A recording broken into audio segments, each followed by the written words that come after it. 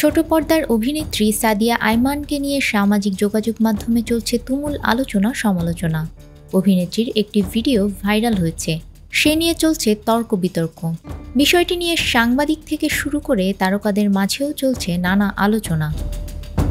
এবার জনপ্রিয় অভিনেত্রী মৌসুমী হামিদও কথা বলেছেন। তার পোস্টে তিনি তুলে ধরেছেন শুটিং সেটে ঘটে যাওয়া এক অপ্রীতিকর ঘটনার কথাও। মৌসুমী হামিদ বলেন, শুটিংয়ের একটা ঘটনা শেয়ার করি। প্রায় ৩ বছর আগের কথা, মোবাইলে শুটিং করছি। বেশ রাত হয়েছে, কিন্তু অনেক কাজ বাকি। সাধারণত আমরা যখন শুটিং করি, বিশেষ করে আউটডোর, তখন কাজের চাপ থাকে বেশি এবং শুটিং লোকেশন এবং মেকআপ রুম থাকে বেশ দূরে। বারবার দৌড়াদৌড়ি করতে বেশ কষ্ট হয় এবং সময়ও বেশি লাগে। যেখানে শুটিং চলছিল তার পাশেই একটা মাটির ঘর ছিল, যে ঘরে লাইটের কিছু জিনিসপত্র রাখা ছিল। পরিচালক খুব অনুরোধ করলেন, বারবার মেকআপ রুমে যেয়ে চেঞ্জ করতে যে সময় লাগছে সেই সময়টাও নেই। আমার কাপড়ের ব্যাগটা ওই মাটির ঘরে আনার ব্যবস্থা করলে কোনো অসুবিধা হবে কিনা। আমি রাজি হলাম, যদিও সেই ঘরটা মোটেও আরামদায়ক ছিল না। তার উপর দেখি ছিটকিনিও নেই দরজায়। অভিনেত্রী আরও বলেন, তখন ক্যামেরায় যিনি ছিলেন ওনাকে মামা ডাকতাম।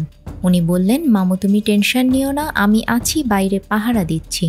আমি ওনার কথায় সেখানে যাই। আমি নিজেও শুনতে পাচ্ছিলাম ওনারা বাইরে আছেন, কথাবার্তা বলছেন।